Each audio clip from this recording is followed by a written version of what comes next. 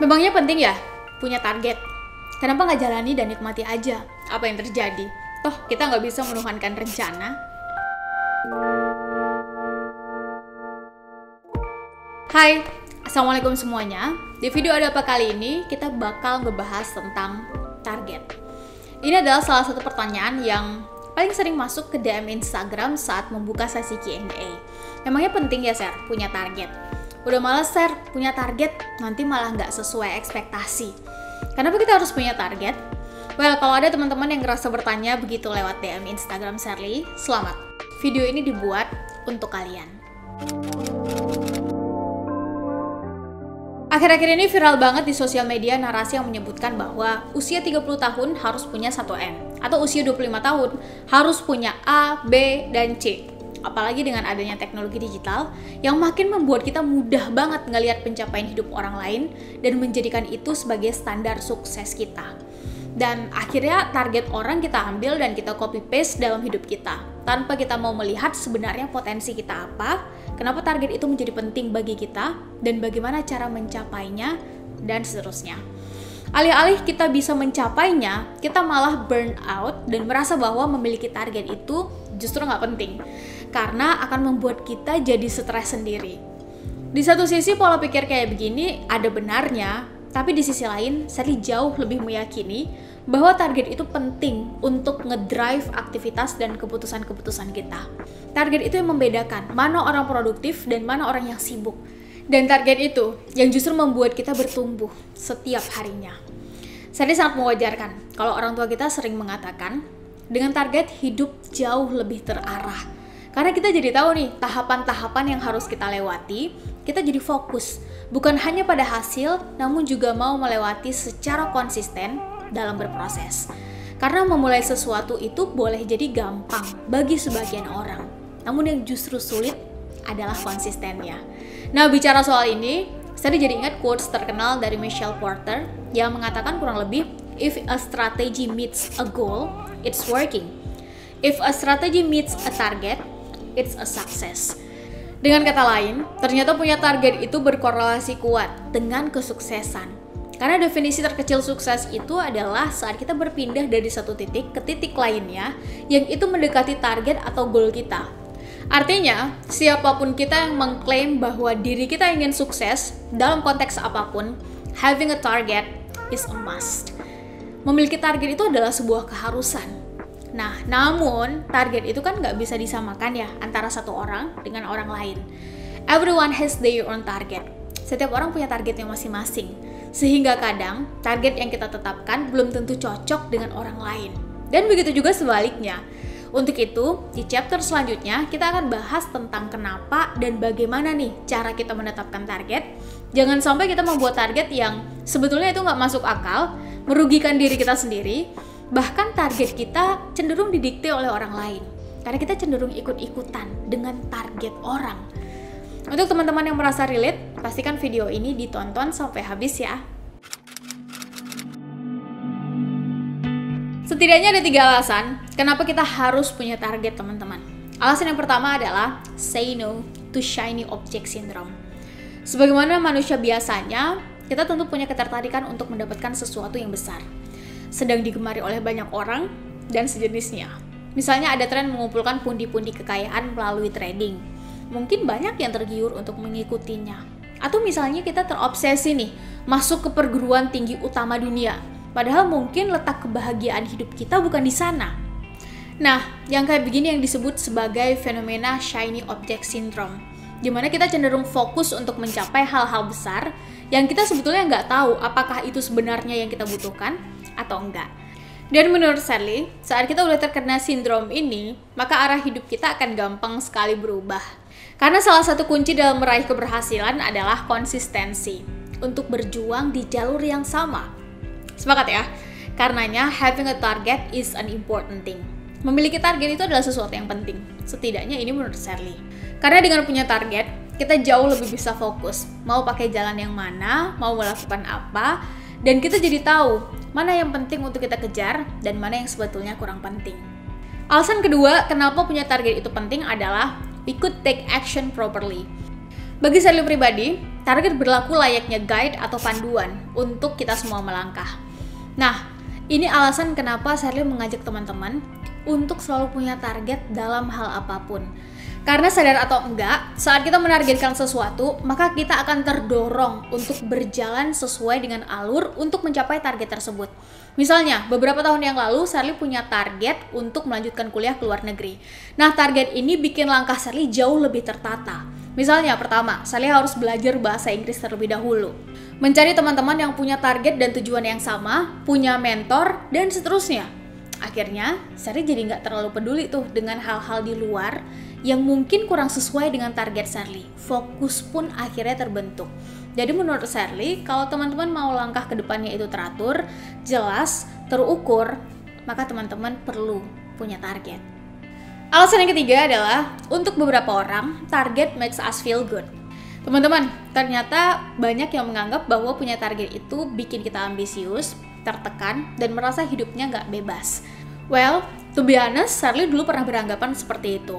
Sherly menganggap bahwa punya target itu ngebuat Sherly produktif, terus sampai lupa dengan konsep let it flow. Untuk hal-hal tertentu ya. Namun setelah Sherly cari tahu, Sherly belajar lagi, ternyata saat kita bisa menyeting target dengan tepat dan sehat, dua hal ini menjadi penting, maka hal tadi nggak akan terjadi. Karena dengan kita punya target, kita terdorong dan didorong untuk berproses dan berprogres setiap harinya. Sadar atau enggak, ini akan bikin kita aktif untuk berpikir, aktif untuk bekerja, aktif untuk bergerak, aktif untuk melakukan apa yang bisa kita lakukan guna mengejar goal dan target tadi. Yang semua itu ternyata bisa meningkatkan ketenangan dan kebahagiaan dalam hidup kita. Untuk itu wajar banget kalau orang bijak pernah bilang, saat kita tidak mendesain masa depan kita, maka jangan salahkan ketika orang lain yang mendesainkan masa depan kita. Nah, teman-teman, melalui video ini, Sherly dan tim mau berbagi tentang beberapa tips yang bisa kita pakai untuk nyeting target secara sehat. Tujuannya apa? Supaya kita nggak tertekan dengan target yang kita buat sendiri.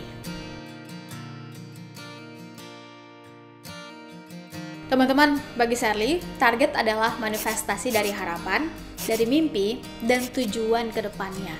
Karenanya, untuk menetapkan satu target, biasanya Sherly cari inspirasi terlebih dahulu. Inspirasi bisa didapat dari mana aja, dari apa yang kita tonton, dari apa yang kita baca, dari apa yang kita dengar.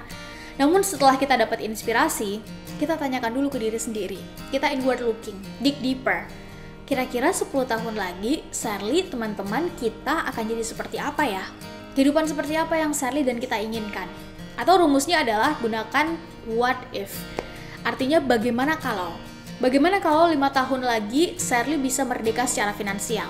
Atau bagaimana kalau dalam beberapa tahun ke depan Sherly udah lulus sekolah S3-nya misalnya? Menurut Sherly ini adalah bagian yang penting, gak bisa di skip. Karena akan menjadi kunci untuk unlock the potential. Kita nggak takut untuk bermimpi. Kalau bahkan bermimpi dan bercita-cita saja kita udah dibatasi, teman-teman bisa bayangkan apa jadinya Indonesia tanpa adanya segelintir anak muda kala itu yang berani bermimpi bahwa Indonesia merdeka. Nah, dalam prosesnya tentu harus ada yang diupayakan. Ada yang harus dieliminasi, ada yang harus diupayakan, dan ada yang harus dihapus. Namun setidaknya dengan kita punya target nih, kita jauh lebih bisa membedakan mana yang harus dilakukan dan mana yang hanya sekedar ingin dilakukan. Terkhusus untuk para perempuan, dengan punya target, minimal dengan smart goal setting, kita jadi bisa membedakan mana yang logika dan mana yang perasaan. Tips yang kedua adalah tulis. Tulis, teman-teman. Bahkan menurut Sherly, nggak apa-apa kalau kita menulis hasil dari imajinasi atau pengandai-andaian tadi. Karena dari situ kita bisa langsung ngeplot mana target-target yang sesuai dengan kelompoknya. Misalnya target secara finansial, target secara relasi sosial, target pendidikan, target pekerjaan, dan seterusnya. Nah, Sherly pribadi menjadikan menulis ini akan memudahkan kita untuk menganalisa. Sebenarnya target ini penting nggak buat kita capai? Berapa lama waktu yang dibutuhkan? Alat ukurnya apa? Dan menulis bagi Sherly pribadi adalah salah satu bukti bahwa kita cukup serius dan mau berkomitmen dengan target-target tersebut. Well, setiap orang punya cara yang berbeda ya. Tapi ini adalah cara Sherly untuk melekatkan diri dengan tanggung jawab itu sendiri. Kita juga bisa langsung coret-coret di kertas itu mengenai apa impact-nya, pertimbangan-pertimbangannya, siapa saja yang perlu kita tanyai dan terlibat di dalamnya. Dengan kata lain teman-teman, kita bisa jadi nyeleksi nih target mana yang sebaiknya kita pertahankan dan mana yang bisa kita tunda terlebih dahulu. Karena meskipun memiliki target adalah keharusan, kita juga harus menentukan target prioritas mana yang mau kita capai terlebih dahulu. Tips yang ketiga adalah smart goal setting. Saya yakin teman-teman udah sangat familiar dengan istilah smart goal setting. Di beberapa video Ada Apa sebelumnya, saya juga sudah membahas tentang smart goal setting ini. Teruntuk teman-teman yang belum nonton videonya, teman-teman bisa tonton terlebih dahulu agar menemukan korelasi antara pembahasan video ini dan smart goal setting itu sendiri. Tapi secara cepat, smart goal setting ini adalah membatasi kita dan target kita. Sebagai manusia, ya otomatis kita bisa punya banyak mau, banyak ingin. Namun resources kita bisa jadi terbatas teman-teman. Harapannya tinggi, namun waktu kita sangat singkat. Nah, smart goal setting ini setidaknya akan membuat kita memiliki dua standar. Pertama terukur, kedua bisa dievaluasi agar terus lebih baik dalam proses eksekusinya. Tips yang keempat adalah having a strong why. Teman-teman sadar ataupun tidak, menetapkan target itu ternyata seperti candu. Saat kita berhasil menyeting target dalam satu hal misalnya, kadang kita kalap dan berlomba-lomba nih, pasang target berikutnya dalam bidang lain lagi. Well, mungkin ini nggak masalah sih untuk sebagian orang, namun untuk sebagian lainnya, bisa jadi memiliki terlalu banyak target, malah jadi bikin kita stres, bikin kita jenuh, alhasil kita burn out dengan semuanya. Bukan nggak mungkin kita akan terjebak dalam toxic productivity. Nah, untuk itu, memastikan bahwa kita memiliki alasan yang kuat. Kenapa menetapkan target itu menjadi sesuatu yang penting untuk dicapai harus dilakukan di awal. Ini sering sebut sebagai motivasi atau fire in the belly. Nah, motivasi itu sendiri muncul dari dalam diri kita sendiri. Karena if we gather all the best mentors, even all over the world, all the best motivators, all the best self-improvement books di seluruh dunia, nih kita kumpulin mentor-mentor, motivator, buku-buku self-improvement terbaik, terus kita baca, kita tonton, kita dengar, namun motivasi itu nggak muncul dari diri kita, maka ini masuk kuping kanan, keluar kuping kiri. Dan ada beberapa cara memunculkan motivasi atau mengetahui alasan kuat kenapa kita mau melakukan sesuatu.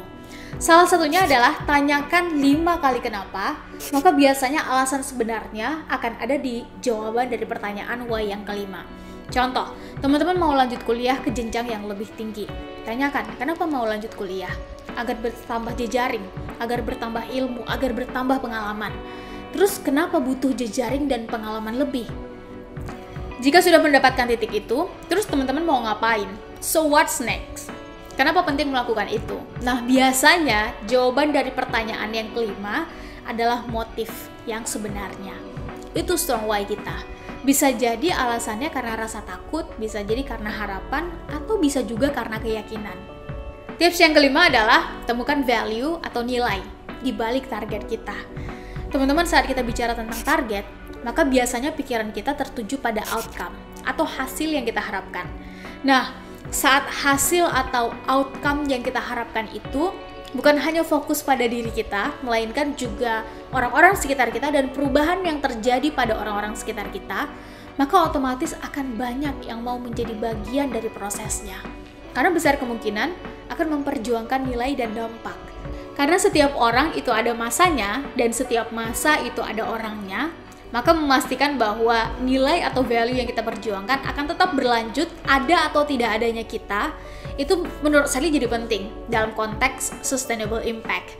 Dan kalau ada satu alasan kuat kenapa kita bisa berkolaborasi dengan banyak orang di tengah begitu banyaknya perbedaan yang kita miliki, jawabannya adalah persamaan nilai, persamaan tujuan. Untuk itu, saat kita melakukan atau membela sesuatu, yuk pastikan yang kita lakukan atau yang kita kejar itu adalah nilai, bukan sosok. Karena kalau sosok, itu tentu akan berganti. Sedangkan kalau bicara nilai, itu justru yang abadi. Nah, memastikan bahwa kita tahu value atau nilai apa yang sedang kita perjuangkan di balik target itu, menurut saya adalah penting. Karena itu yang akan membuat kita bisa lebih konsisten dalam menerjemahkan strategi dan hal-hal teknis lainnya. Gak gampang dipengaruhi dan gak gampang dikompori dengan isu, kondisi, maupun posisi tertentu. Nah, itu dia beberapa tips dari Sherly dan tim tentang bagaimana menetapkan target. Terima kasih sudah menonton video ini sampai habis. Dan tinggalin komen di kolom di bawah kira-kira selanjutnya kita bahas apa lagi ya, di video ada apa. Sampai bertemu di video selanjutnya. Assalamualaikum warahmatullahi wabarakatuh.